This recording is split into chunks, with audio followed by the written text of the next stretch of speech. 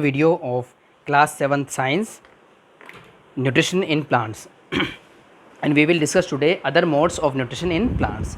So we left our chapter after discussion of photosynthesis, that how plant makes their own food by the using of sunlight with the help of chlorophyll and using groundwater also. But other than the carbohydrates which plants make with the process of photosynthesis, plants need nitrogen also. Nitrogen is also a very major nutrient for plants, and this is very key factor for plant growth also. Plants get this nutrient from their soil, but for providing nitrogen, soil must have nitrogen also in sufficient quantities. But how do soil get nitrogen, or how do we can enrich soil with nitrogen?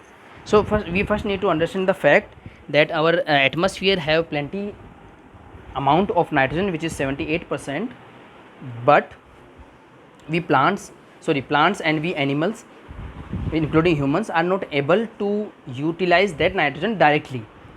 Only some bacteria are able to utilize that nitrogen, and those bacteria are called symbiotic bacteria.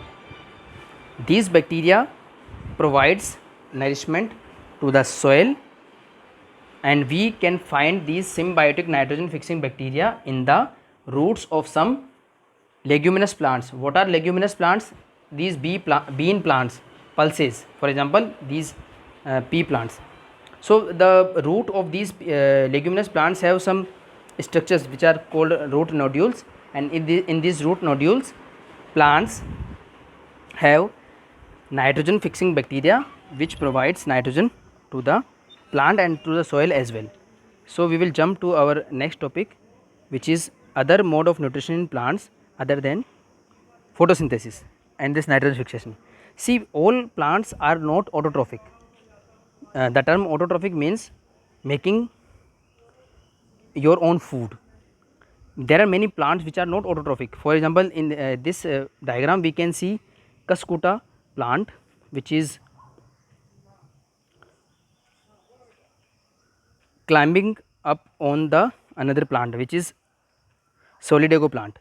So what is happening here, that this Cuscuta plant do not have any leaves or photosynthetic organs. It is completely dependent on other plant for its nutrition, and that is why we can call that this plant is a parasitic plant. So we can categorize plants in two type of categories: plants which are autotrophs and plants which are not autotrophs. But plants which are not autotrophs are not always completely parasitic. There are many plants which are photosynthetic, but they are devoid of nitrogen, and for their nitrogen requirement they are dependent on some insects. So these plants are called insectivorous plants or carnivorous plants. So what are these plants? These plants capture insects by several strategies. One of the strategies showing here. See, this is a pitcher plant. This is having modified structures like a pot which is covered by a lid, and this pot, you can see in the second picture that this pot contains some liquid, and this fluid have strong digestive enzymes, and because of the color and the fragrance of these plants, insects attract to these plants and captured by this fluid, and after getting in that fluid, that insect will be killed and digested by the plant, and this is how this plant will acquire nitrogenous products or nitrogenous nutrients from these insects. There are some another examples also, you can see here. First one is the Venus flytrap plant, the another one is sundew plant, and the third one is pitcher plant. All these plants are having different strategies for capturing insects. In the first one, there are some flap like structure, leaf like structure. When insects land on this plant, these flaps close suddenly, so the insect captured in that flap. Next one is sundew plants, where some tiny sticky drops are there, so insect will be captured in those drops, and as we have discussed, pitcher plant have its own strategy. But no matter what strategy they are using, ultimately they are using insects for their nitrogen requirement. So they are not, we cannot say they are completely carnivorous plants or heterotrophic plants. They are only using these insects for their nitrogen requirement, otherwise they are able to perform photosynthesis. But this is not the case with this Cuscuta plant, this is completely parasitic plant. This is not able to perform any photosynthesis. So after discussing that, there are other modes of nutrition also. For example, saprotrophs. What is saprotroph? As we have splitted autotroph and heterotroph by describing them, self feeders and other feeders, saprotroph is also made up of two words, sapro and troph. Here troph means nutrition, sapro means dead organic matter. So saprotrophs are those organisms which are dependent on dead organic matter, and the example here is fungi. Why we included fungi in our discussion on plants? Because they looks like plants. They are not able to move. They have cell walls in their cellular structure, but yes, they are different from plants as they do not have any chlorophyll, and they are heterotrophic like we animals. And the difference, again the difference in the mode of eating food, that we are not dependent on dead organic matter, but fungi is dependent on dead organic matter. So fungi is a very interesting group of organisms which are very useful for us also, as well as they may be harmful for us. What is the use of fungi? That fungi is dependent on dead organic matter for their nutritional requirements. So in that way they actually cleans our environment, they clean our environment by consuming dead organic matter. And at the same time they may be poisonous. If you eat them, they may harm us. For example, the first picture is of a poisonous fungi, and in second picture we are seeing that fungi is also causing diseases in plants and as well as in animals.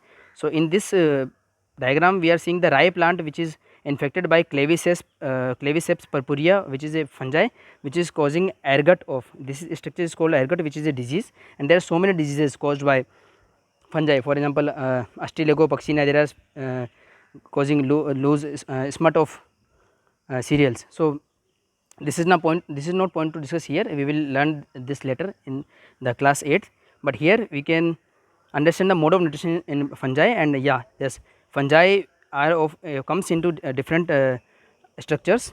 Now one more thing to understand, that we already have discussed algae. That algae is plant like structures. They are very slippery. We can find algae in moist places, and they are microscopic structures, but like plants they are able to perform photosynthesis, or you can say they are very ancient plants. So algae are photosynthetic, and as we have studied now, that fungi are saprotrophic or heterotrophic. So there are some combinations of algae and fungi, and because of that combination both algae and fungi are getting benefit.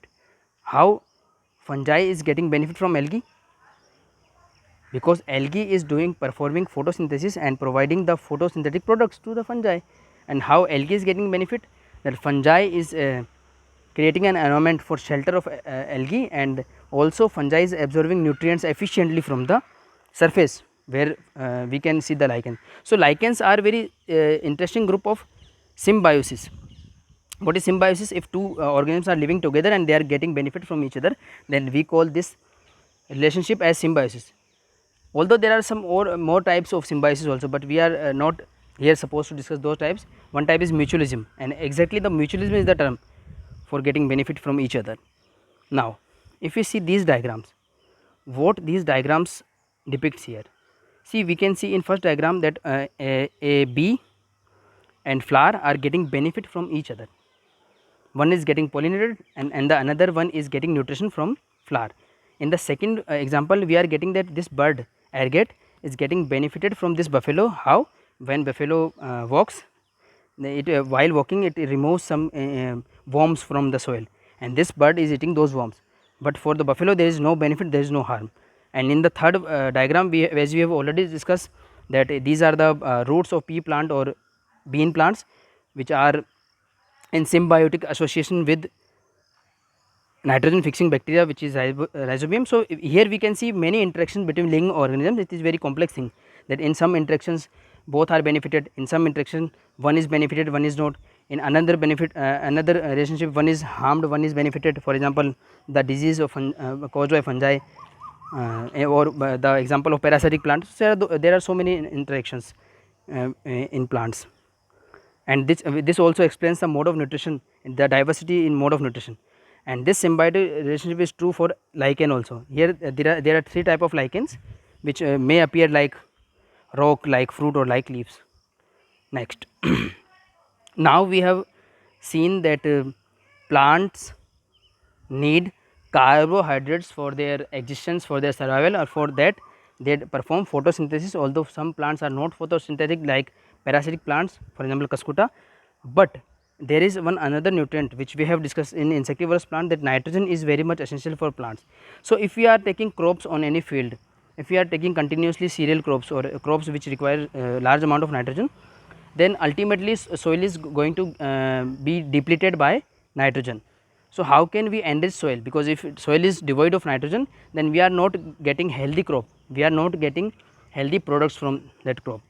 So how can we know? There are several techniques. Plants exhibit some features if they are devoid of any nutrient, and farmers are able to identify that. So if we know that okay, our soil is going depleted by nitrogen, or it is depleted by potassium or any other nutrient, we can simply go to the market and buy one chemical which is called fertilizer. Fertilizers are those chemicals which provides nutrition to soil specifically. They are industrially produced, commercially produced, and they are if we use excess fertilizer, that may be harmful for us. How can the use of fertilizer is harmful for us? It is like that because they are chemicals ultimately, and if we are using excess amount of fertilizer for our in our field, in you can see in these images that farmers are spraying these fertilizers by using some techniques, or by manually, or by hand, or by any machine. So if we are spraying the chemical fertilizer in our field, if plants are using some part of that, excess amount will be left in the field. When rainy season comes, this chemical may escape in water bodies, and it can pollute soil as well as water bodies. So excess use of fertilizers may be harmful to us. So then what is the solution of that thing? There are so many solutions out there. One solution is to make manures. Manures are made by farmers naturally by collecting dead decaying matter like dead leaves, stems, cow dung, and mixing them up, and by using several techniques, farmers are making manures. Manures are free of cost because they are making by themselves, and they are not polluting the field also. They are organic and they are not polluting. But the problem is with manure is that if your field is devoid of certain thing, for example nitrogen deficiency is there, then you need to use fertilizers. Manure are for improving overall quality of the soil, and you can prepare manure by several techniques. So we will learn about manures and fertilizers in class 8th, when we will learn the chapter 1 crop production and management. Now we will conclude our discussion here. Thank you so much for your listening, and our next topic will be the class 7 science chapter 2 nutrition in animals. Thank you.